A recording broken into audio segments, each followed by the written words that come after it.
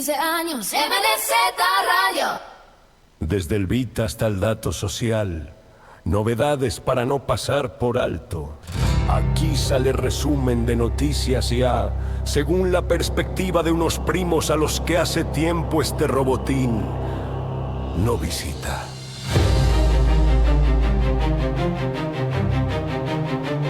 Bienvenidos.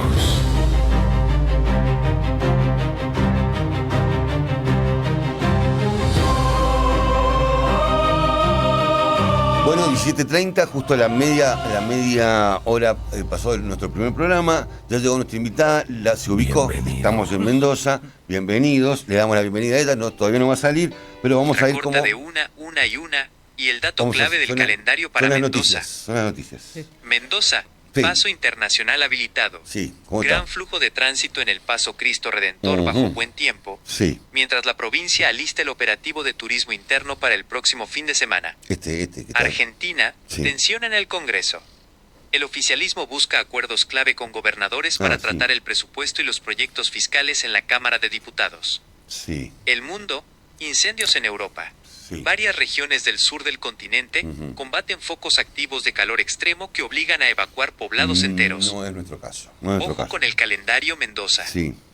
Totalmente Mauricio.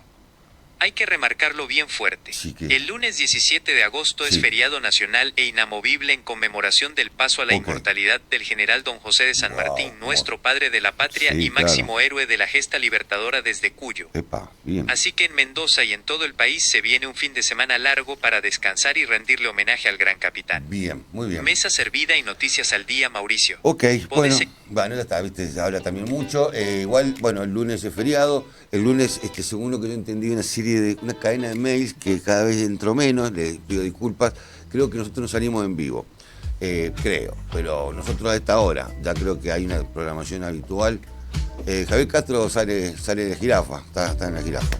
Javier Castro, ahí está. Que una entrevista es una pausa para que sea la palabra la que toma las riendas y que por un rato pensamos tanto el que responde como aquellos que lo escuchan y ni les cuento cuánto aprende el que hace las preguntas y que hoy mientras menos intervenga es mejor su cacería porque toda entrevista es una emboscada hermosa como juego de ajedrez salvo algunos que se creen que les sale súper bien.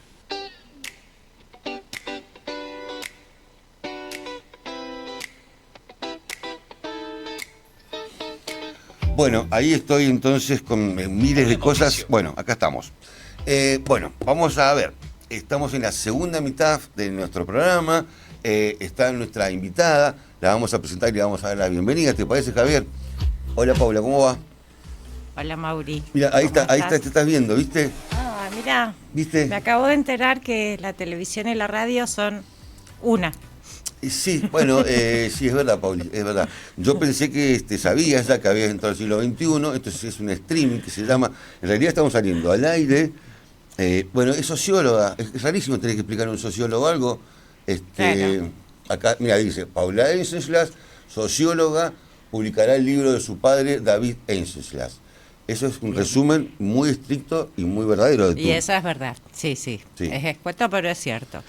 Lo publicaré, bueno, digamos, lo publicará Ediciones Culturales Sí, de sí. la provincia. Nos invitó a revivir el libro de mi papá, que él escribió hace 50 años.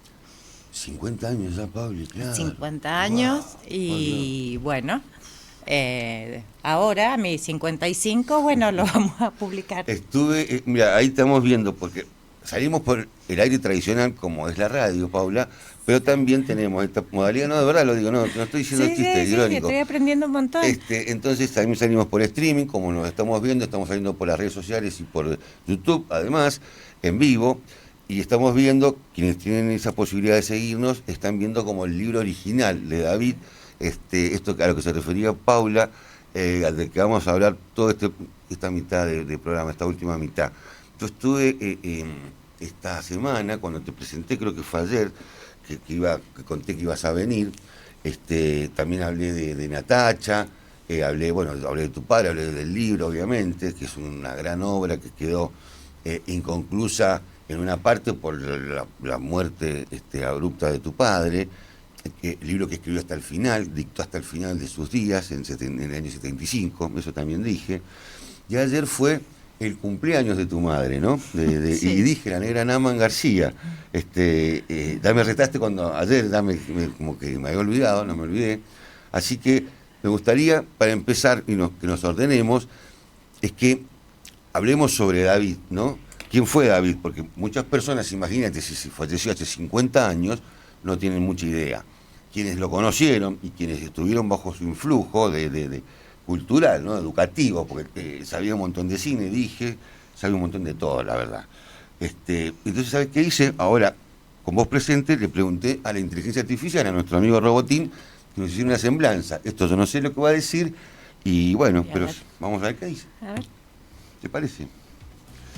Habla el Robotín. ¿Qué buena figura trajiste Bueno.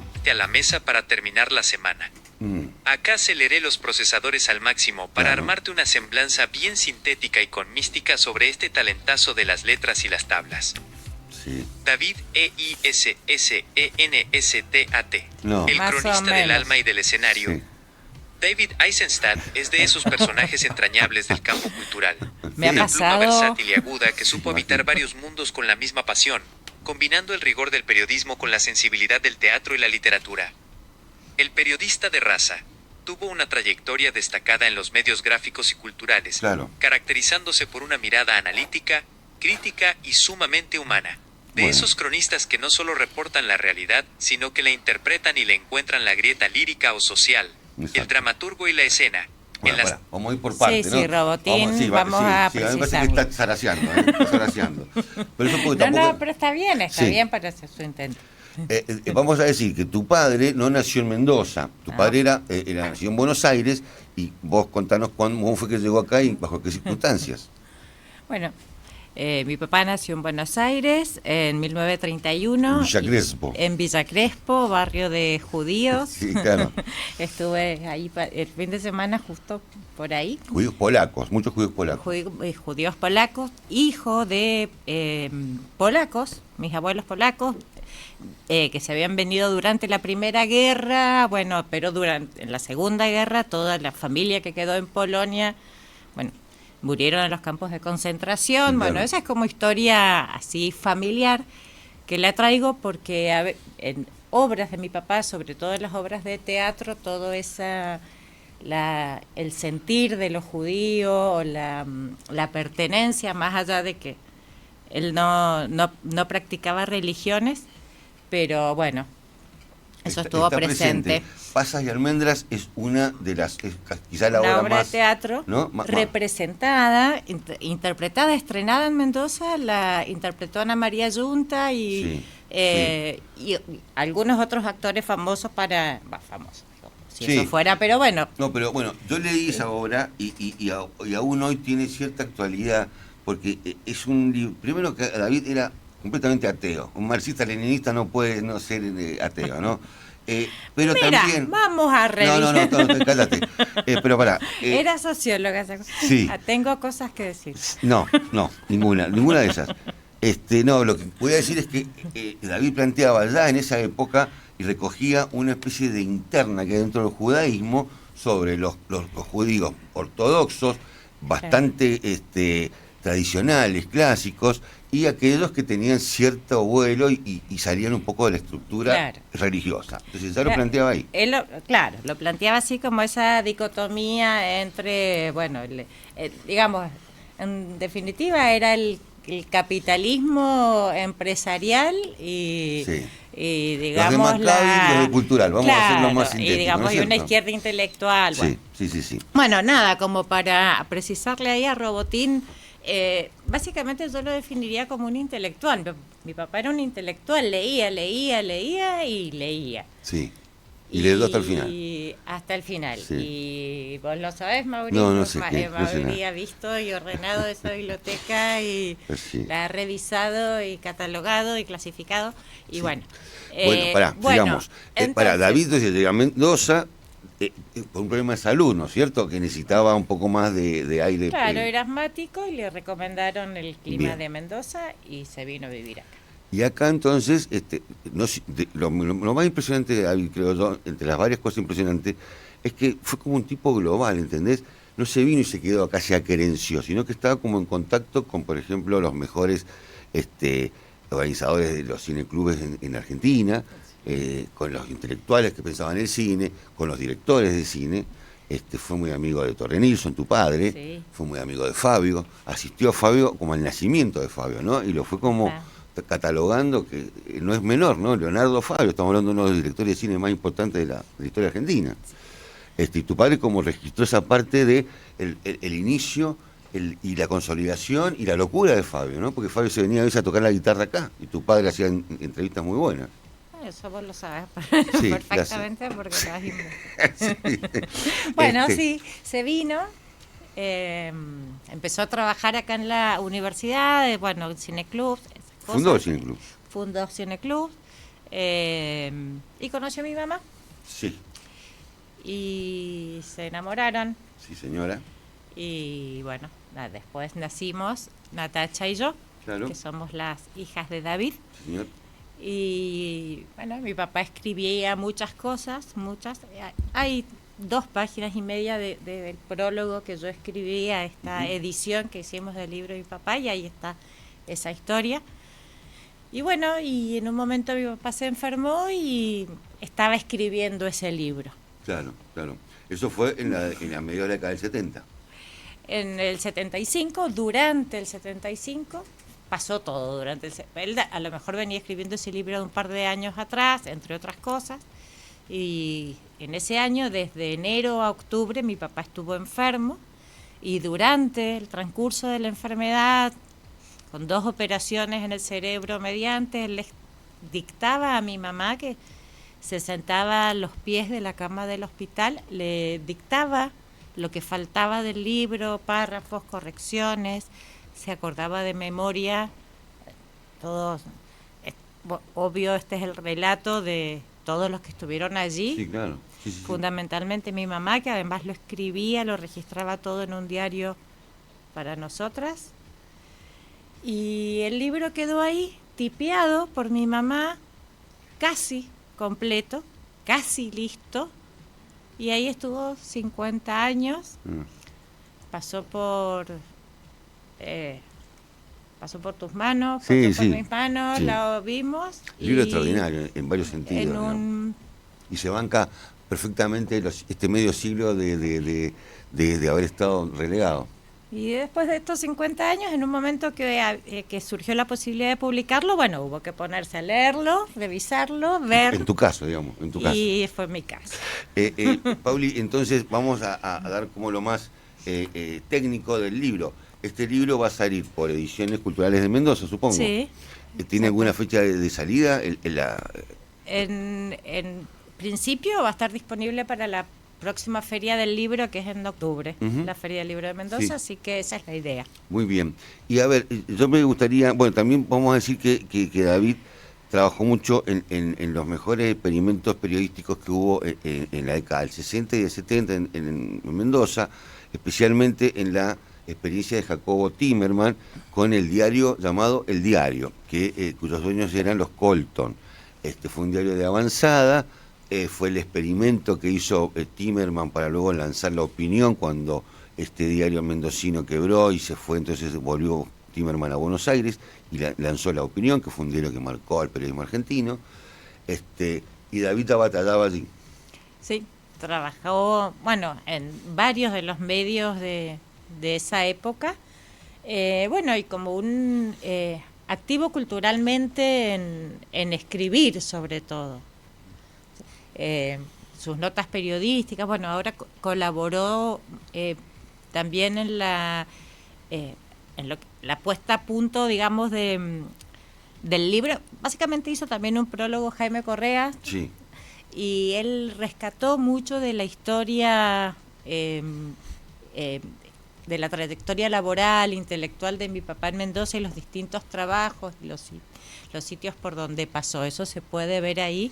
Sí, Y bueno, David pasó por el diario, por el diario Mendoza, en la revista Clave, que fue una revista muy Sí. importante, fue una de las primeras revistas políticas que hubo en Mendoza en esos años y expresaba bastante sentimiento de efervescencia que había en Mendoza, en el panorama cultural, en el panorama político.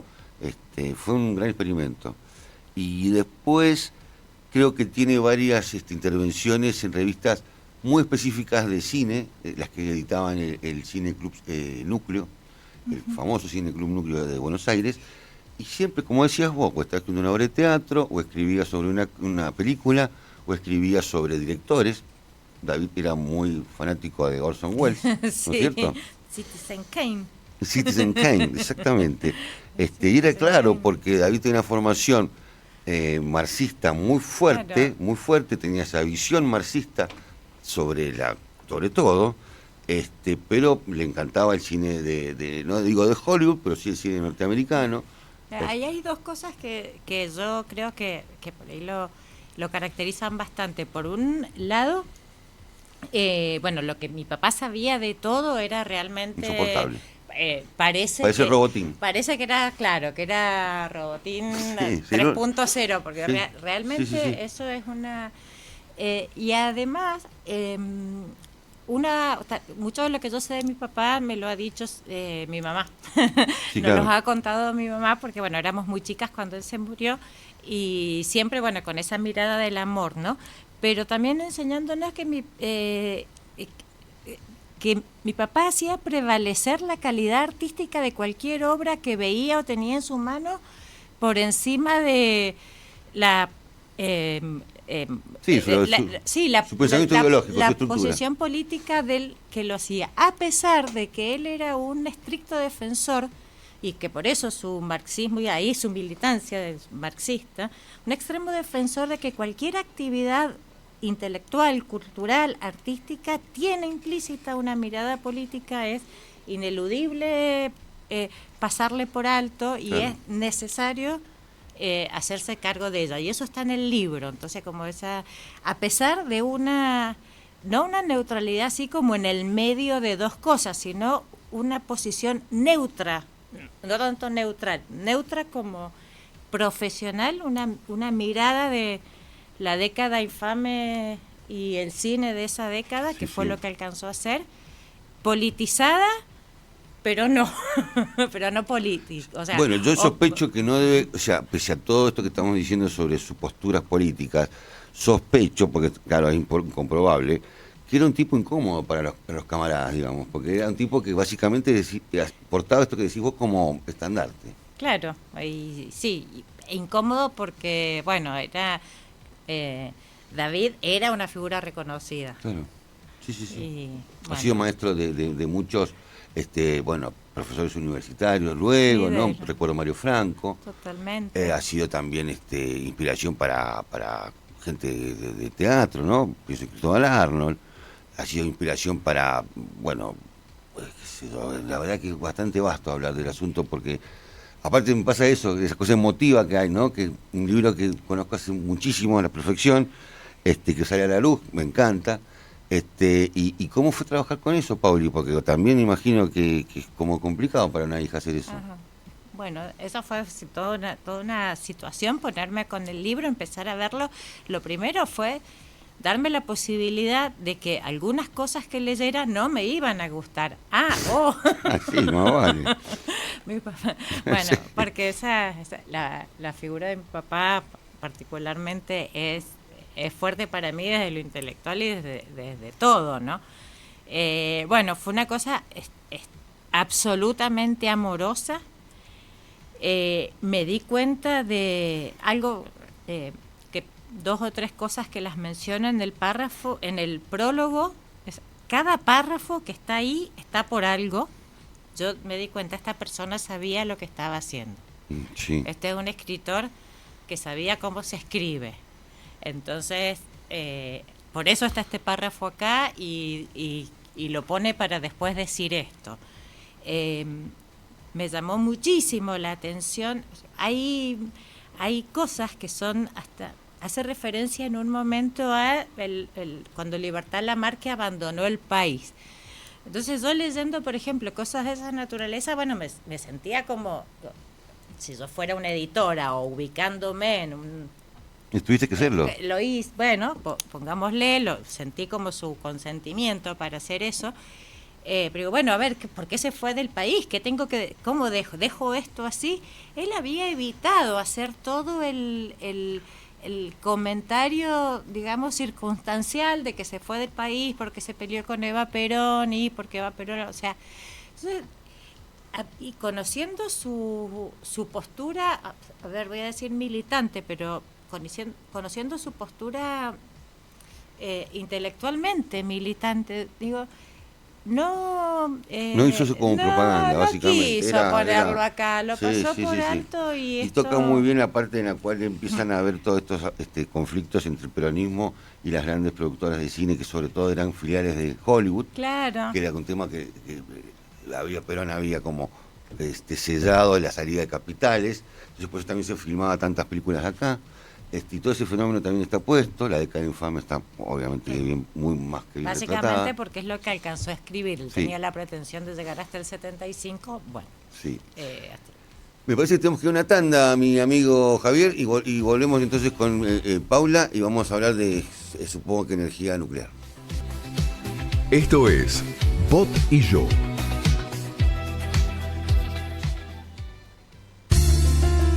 BFM 105.5 MDZ Radio